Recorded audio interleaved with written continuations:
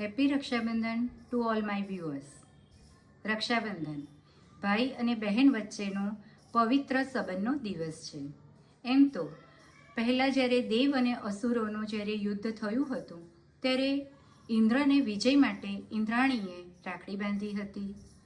જ્યારે મહાભારતનું યુદ્ધ હતું ત્યારે કુંતા માતાએ અભિમન્યુને પણ રક્ષાસૂત્ર બાંધ્યું હતું. અને જ્યારે આપણા ભારત દેશ ઉપર મોગલોનું આક્રમણ થયું ત્યારે કર્ણાવતીએ હુમાયુને રાખડી સાથે જ મદદ માટેનું આહ્વાન આપ્યું હતું. આમ રાખડી એટલે કે રક્ષાસૂત્ર એ એકબીજા સંબંધની સાથે એ રીતે જોડાયેલું છે કે જેને આપણે રક્ષા બાંધીએ છીએ એ આપણું રક્ષણ કરવા માટે સક્ષમ થાય અને એના માટે જ આ એક પવિત્ર તહેવારની ઉજવણી થાય છે.